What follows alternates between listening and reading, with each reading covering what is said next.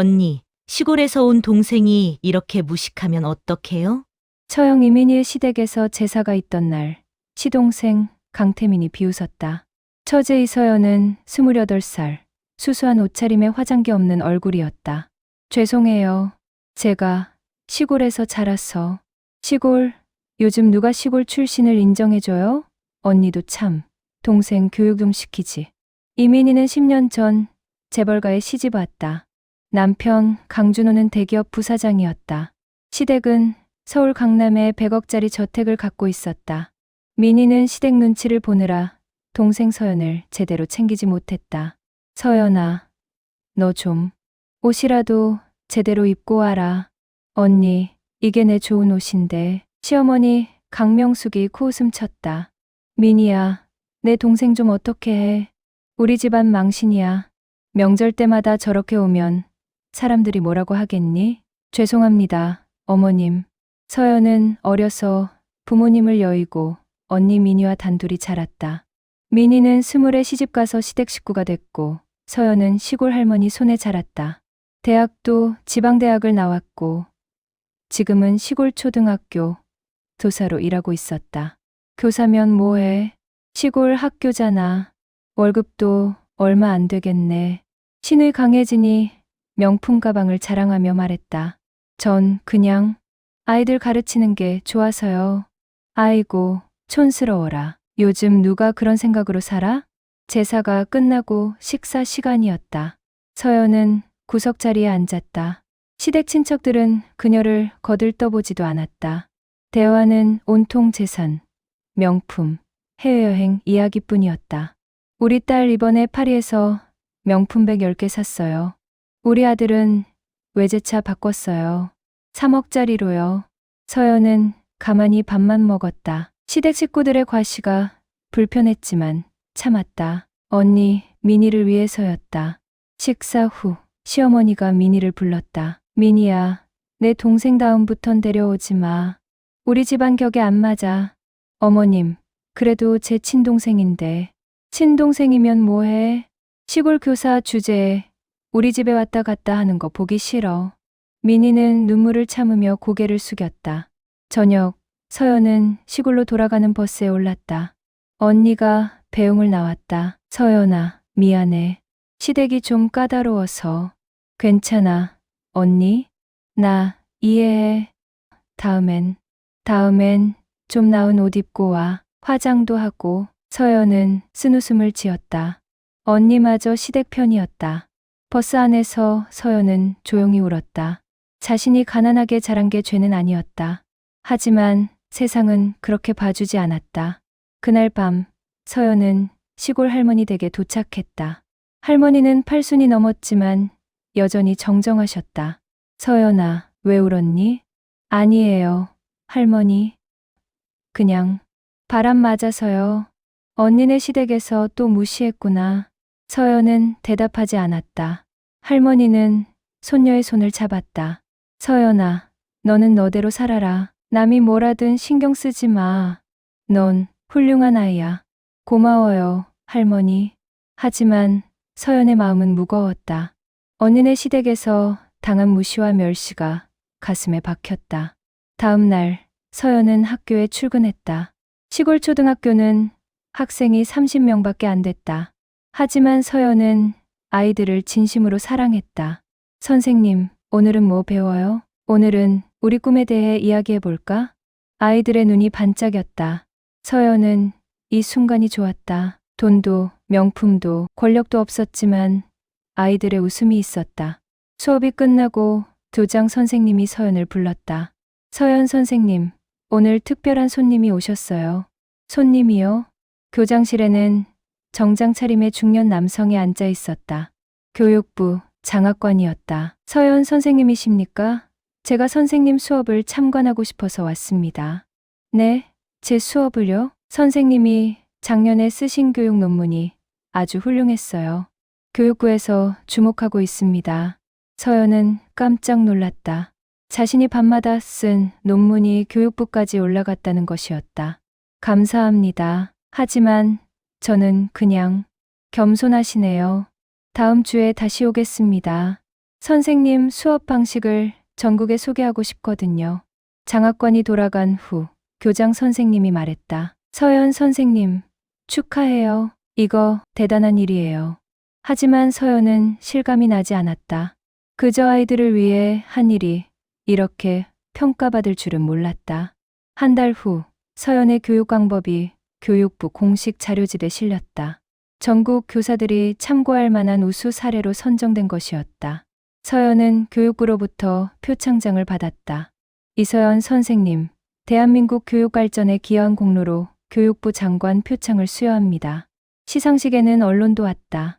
서연의 이야기가 뉴스에 나갔다. 시골 초등학교 교사의 감동교육법이라는 제목이었다. 언니 미니가 뉴스를 보고 전화했다. 서연아, 내가 뉴스에 나왔더라. 응, 언니. 그냥 운이 좋았어. 대단해. 시댁 식구들한테도 보여줘야겠다. 하지만 시댁 반응은 차가웠다. 뭐야, 시골 교사가 상 하나 받았다고? 그게 뭐 대수야. 시어머니 강명숙은 관심도 없었다. 시누이 강혜진은 비웃었다. 언니, 그 상 받으면 돈 나와요? 명품 가방 하나 사는 것만 못하겠네. 민희는 실망했지만 어쩔 수 없었다. 시댁 식구들은 돈과 권력만 인정했다. 그 무렵 서연에게 특별한 제안이 들어왔다. 서울대 교육학과 교수가 연락한 것이었다. 서연 선생님, 저희 대학원에서 공부해 보실 생각 없으세요? 전액 장학금 드리겠습니다. 교수님, 저는 시골 대학 출신인데 출신이 중요한 게 아닙니다. 선생님의 교육 철학과 실천이 중요하죠. 서연은 고민 끝에 대학원 진학을 결정했다. 주말마다 서울로 올라가 수업을 들었다. 힘들었지만 배우는 즐거움이 컸다. 2년 후 서연은 교육학 석사 학위를 받았다. 논문은 농촌 지역 교육혁신 방안이었다. 교육계에서 주목받는 논문이었다. 이서연 선생님 논문이 올해 최우수 논문으로 선정됐습니다. 시상식에 서연은 깔끔한 정장을 입고 참석했다. 더 이상 촌스러운 옷차림이 아니었다. 2년간 서울을 오가며 세련됨도 갖춰졌다. 언니 미니가 시상식에 왔다. 하지만 시댁 식구들은 아무도 오지 않았다. 서연아, 정말 자랑스러워. 언니 덕분이야. 언니가 시집가서 고생하는 동안 나는 공부할 수 있었어. 미니는 눈물을 흘렸다. 동생이 이렇게 훌륭하게 자란 게 기뻤다. 시상식 후 축하 만찬이 있었다. 교육부 장관, 대학 총장, 유명 교육학자들이 모였다. 서연은 그들과 자연스럽게 대화했다. 서연 선생님, 박사 과정은 생각 안 하세요? 고민 중입니다. 일단 현장 경험을 더 쌓고 싶어서요. 훌륭한 생각입니다. 현장을 아는 학자가 되셔야죠. 그때 한 중년 남성이 다가왔다. 교육부 차관이었다. 서연 선생님, 만나 뵙고 싶었습니다. 선생님, 논문 인상 깊게 읽었어요. 감사합니다, 차관님. 다음 달 교육정책 자문위원으로 모시고 싶은데 가능하시겠습니까? 서연은 깜짝 놀랐다. 30살의 시골 교사가 교육부 자문위원이 된다니. 제가 할 수 있을까요? 물론입니다. 선생님 같은 현장 전문가가 필요합니다. 그날 밤 서연은 할머니께 전화했다. 할머니, 저 교육부 자문위원 됐어요. 그게 뭔데?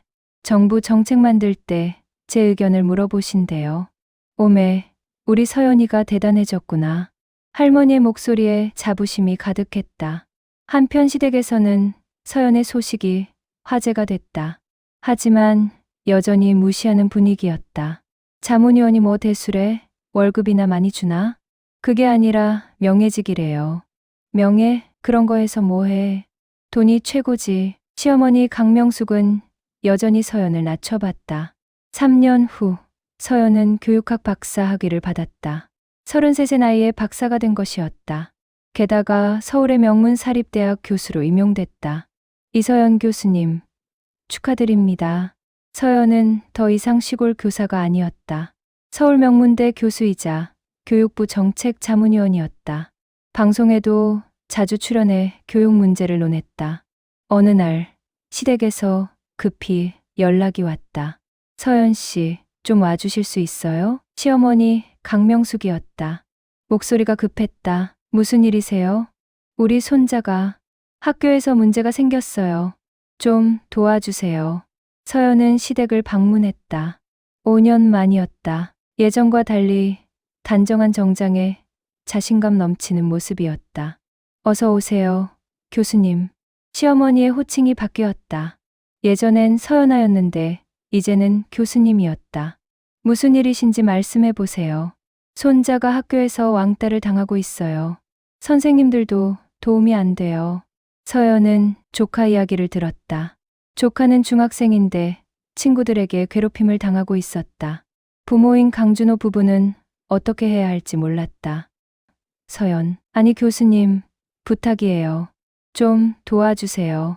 강준호가 고개를 숙였다. 예전에 처제를 무시하던 그가 이제는 도움을 청하고 있었다. 서연은 조카를 만났다. 아이는 위축돼 있었다. 준호야, 고모한테 이야기해봐. 무슨 일이 있었는지. 조카는 조금씩 마음을 열었다. 서연은 아이의 말을 경청했다. 그리고 학교를 방문해 담임 선생님, 교감 선생님과 상담했다. 교수님이시군요. 명함 받았습니다. 학교 측은 서연을 존중하며 대했다. 서연은 전문가로서 해결 방안을 제시했다. 왕따 문제는 단순히 가해자를 처벌한다고 해결되지 않습니다. 학급 전체의 관계 개선이 필요합니다. 서연은 일주일간 학교를 방문해 특별 프로그램을 진행했다. 아이들의 관계가 조금씩 좋아졌다. 조카도 웃음을 되찾았다. 고모, 고마워요. 천만에. 준호야, 앞으로도 힘들면 언제든 고모한테 연락해. 시댁 식구들은 서연에게 감사 인사를 했다. 교수님, 정말 감사합니다. 저희가 예전에 많이 무례했죠? 시어머니 강명숙이 머리를 숙였다. 괜찮습니다. 다 지난 일이에요. 아니에요. 저희가 교수님을 너무 무시했어요. 용서해 주세요. 서연은 담담하게 말했다. 전 그때도 지금도 똑같은 사람이에요. 다만 세상이 저를 보는 눈이 달라졌을 뿐이죠. 시어머니는 할 말이 없었다. 서연의 말이 뼈 아팠다. 그날 이후 시댁 태도가 완전히 바뀌었다. 명절 때마다 서연을 극진히 모셨다. 시동생 강태민은 서연에게 존댓말을 썼다. 교수님, 이번에 저희 회사에서 교육 사업을 하려는데 자문 좀 부탁드려도 될까요? 자문료는 시간당 100만 원입니다. 강태민은 당황했다. 예전에 무시했던 처제가 이제는 100만 원짜리 자문을 하고 있었다. 5년 후 서연은 대학 학과장이 됐다. 38의 나이에 이룬 성과였다. 교육계에서 주목받는 학자이자 정책 전문가가 됐다. 이서연 교수님, 이번에 교육부 차관 제의가 들어왔는데요. 차관이요? 네. 대통령께서 직접 추천하셨답니다. 서연은 고민했다. 차관이 되면 더 큰 영향력을 가질 수 있었다. 하지만 현장과 멀어질 수도 있었다. 일주일만 시간을 주세요. 서연은 시골 할머니를 찾아갔다. 이제 구순이 가까운 할머니는 여전히 정정하셨다. 할머니, 저 교육부 차관 제의 받았어요. 그래, 우리 서연이가 대단해졌구나. 근데요, 할머니, 차관 되면 바빠서 할머니 자주 못 뵐 것 같아요. 할머니는 손녀의 손을 잡았다. 서연아, 내가 행복한 게 제일 중요해. 차관이 되든 교수로 남든 내가 원하는 걸 해라. 할머니는 뭐가 좋으세요? 할머니는 내가 웃는 모습이 제일 좋아. 시골 교사할 때도 지금도 넌 행복해 보여. 서연은 결정했다. 차관 제의를 거절했다. 대신 현장 교육 연구에 더 집중하기로 했다. 교수님, 차관 안 하신다고요? 네, 전 현장이 좋아요. 아이들과 가까이 있고 싶어요. 교육부는 아쉬워했지만 존중해줬다. 그럼 교육정책수석 자문위원으로 모시겠습니다. 현장 목소리를 계속 들려주세요. 서연은 계속 대학에서 가르쳤다. 방학 때마다 시골 학교를 찾아가 봉사활동도 했다. 한편 시댁은 어려움을 겪고 있었다. 강준호의 회사가 구조조정을 당한 것이었다. 부사장에서 상무로 강등됐고 연봉도 30% 삭감됐다. 서연 교수님, 죄송한데 돈 좀 빌려주실 수 있으세요? 언니, 미니가 전화했다. 언니, 무슨 일이야? 시댁 형편이 어려워졌어. 집도 팔아야 할 것 같아. 서연은 생각했다. 예전에 자신을 무시했던 시댁이었다. 하지만 언니가 힘들어하고 있었다. 언니, 얼마 필요해? 5억만. 빌려줄 수 있어? 서연은 자신의 저축과 책임세, 강연료로 모은 돈이 7억 있었다. 5억은 큰 돈이었지만 언니를 위해 빌려주기로 했다. 언니, 이자 없이 빌려줄게. 천천히 갚으면 돼. 서연아, 고마워. 정말 고마워. 미니는 눈물을 흘렸다. 동생이 이렇게 커서 자신을 도와주다니.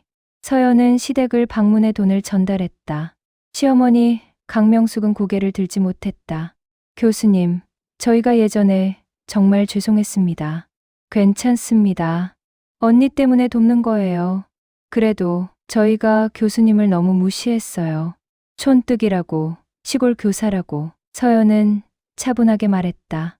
어머님, 사람은 직업이나 외모로 판단하면 안 돼요. 마음을 봐야죠. 강명숙은 울었다. 자신의 잘못을 뼈저리게 깨달았다. 10년 후, 서연은 48이 됐다. 대학 교수로서 20년을 일했고 수많은 제자를 길러냈다. 그녀의 교육 철학은 전국으로 퍼졌다. 이서연 교수님, 올해의 교육자상 수상자로 선정되셨습니다. 대통령이 직접 상을 수여했다. 교수님은 대한민국 교육의 등불입니다. 시상식에 서연은 할머니, 언니 가족, 그리고 옛 제자들을 초대했다. 화려한 시댁 친척들이 아니라 진심으로 자신을 응원한 사람들이었다. 할머니, 제가 여기까지 온 건 할머니 덕분이에요. 아이고, 우리 서연이가 최고야. 90을 넘긴 할머니는 휠체어에 앉아 계셨지만 눈빛은 여전히 밝았다. 시상식 후 기자들이 질문했다. 교수님, 성공의 비결이 뭡니까? 비결은 없어요. 그저 제가 좋아하는 일을 했을 뿐이에요. 하지만 시골 출신으로 여기까지 오셨잖아요. 시골 출신이 뭐가 부끄러워요? 오히려 자랑스러워요. 시골에서 배운 순수함과 성실함이 제 자산이에요. 기자들은 감동했다. 서연의 겸손함과 진정성이 느껴졌다. 저녁, 서연은 언니 가족과 조용히 식사했다. 시댁 형편은 예전만 못했지만 가족은 더 단단해졌다. 서연아, 내가 우리 가족의 자랑이야. 언니, 나도 언니 덕분에 여기까지 왔어. 내가 뭘 했다고? 언니가 시집가서 고생하는 동안 나는 공부할 수 있었잖아. 그게 나한테는 가장 큰 선물이었어. 미니는 눈물을 흘렸다. 조카 준호는 이제 대학생이 됐다. 서연의 영향으로 교육학과에 진학했다. 고모, 저도 고모처럼 훌륭한 교육자가 되고 싶어요. 준호야, 넌 충분히 할 수 있어. 진심으로 아이들을 사랑하면 돼. 한편 시댁 식구들은 완전히 달라져 있었다. 강준호는 중소기업으로 이직했지만 오히려 행복해졌다. 재벌가의 허세를 버리고 진솔하게 살았다. 서연 교수님, 저희가 정말 많이 배웠어요. 뭘 배우셨어요? 사람의 가치는 돈이나 직함이 아니라 마음이라는 거요. 시어머니 강명숙은 이제 팔순이 됐다. 건강이 안 좋아 요양병원에 있었다. 서연은 매달 찾아가 뵀다. 교수님, 매번 와주셔서 감사해요. 당연히 와야죠. 언니, 시어머니시잖아요. 제가 교수님한테 정말 못되게 굴었는데 다 지난 일이에요. 이제 편히 쉬세요. 강명숙은 서연의 손을 꼭 잡았다. 교수님 같은 사람이 진짜 귀한 사람이에요. 제가 너무 늦게 깨달았어요. 이듬해 봄, 할머니가 돌아가셨다. 92세였다. 서연은 할머니 장례를 정성껏 치렀다. 전국에서 제자들이 조문을 왔다. 교수님, 할머니께서 교수님을 이렇게 키우셨군요. 네. 할머니가 제 인생의 스승이셨어요. 장례식에 시댁 식구들도 왔다. 그들은 조문하며 서연에게 고개를 숙였다. 교수님, 저희도 할머니께 감사드려요. 교수님 같은 분을 세상에 보내주셔서요. 서연은 담담하게 고개를 끄덕였다. 장례를 마치고 서연은 할머니 집을 정리했다. 낡은 시골집이었지만 추억이 가득했다. 책장에서 오래된 일기장이 나왔다. 할머니가 쓰신 일기였다. 오늘 서연이가 학교에서 상을 받았다고 한다. 우리 손녀가 자랑스럽다. 비록 가난하게 키웠지만 마음만큼은 부자로 키우고 싶다. 서연 언니가 시집갔다. 시댁이 부자라지만 걱정이다. 서연을 잘 돌봐줬으면 좋겠다. 오늘 서연이가 전화로 울었다. 언니네 시댁에서 무시당했다고? 가슴이 아프다. 하지만 서연에게 말했다. 내 가치는 남이 정하는 게 아니라고. 서연은 눈물을 흘리며 일기를 읽었다. 할머니는 모든 걸 알고 계셨다. 그리고 묵묵히 손녀를 믿어주셨다. 일기 마지막 장에 할머니의 글이 있었다. 서연아, 이 글을 읽고 있다면 할머니는 이미 세상을 떠났겠구나. 슬퍼하지 마라. 할머니는 행복했어. 내가 훌륭하게 자라는 걸 보며 살았으니까. 기억해라. 사람의 진짜 가치는 돈이나 권력이 아니야. 얼마나 진실되게 사느냐, 얼마나 남을 도우며 사느냐가 중요해. 넌 이미 성공한 사람이야. 할머니가 자랑스러워하는 손녀니까. 서연은 한참을 울었다. 그리고 다짐했다. 할머니의 가르침을 평생 지키겠다고. 2년 후, 서연은 할머니 집터에 작은 도서관을 지었다. 이영자 할머니 기념 도서관이었다. 시골 아이들이 책을 읽을 수 있는 공간이었다. 개관식에 마을 주민들이 모였다. 서연은 인사말을 했다. 저를 키워주신 할머니를 기리기 위해 이 도서관을 지었습니다. 가난해도 꿈을 가질 수 있다는 것. 시골에서도 훌륭한 사람이 될 수 있다는 것. 그걸 아이들에게 보여주고 싶었습니다. 박수가 터졌다. 서연의 제자들도 많이 왔다. 그들은 서연처럼 전국 각지에서 교사로 일하고 있었다. 교수님, 저희도 교수님처럼 살겠습니다. 고마워요. 여러분이 제 자랑이에요. 그날 저녁, 서연은 도서관 마당에 앉아 하늘을 바라봤다. 별이 쏟아질 듯 빛나고 있었다. 할머니, 제가 잘하고 있죠? 바람이 불었다. 마치 할머니가 대답하는 것 같았다. 언니, 미니가 옆에 앉았다. 서연아, 너 정말 대단해. 나는 시댁에 눌려 살면서 너를 제대로 지켜주지도 못했는데. 언니, 그런 말 하지 마. 언니도 충분히 힘들었잖아. 그래도 미안해. 시댁 식구들이 너를 무시할 때 나도 같이 무시한 것 같아서. 서연은 언니의 손을 잡았다. 언니, 다 지난 일이야. 그 경험이 나를 강하게 만들었어. 오히려 감사해. 넌 정말 착해. 착한 게 아니야. 할머니가 그렇게 가르쳐 주셨어. 원망하지 말고, 남 탓하지 말고, 내 길을 가라고. 민희는 동생을 꼭 안았다. 다음 날, 서연은 시댁을 방문했다. 시어머니 강명숙은 건강이 더 나빠져 있었다.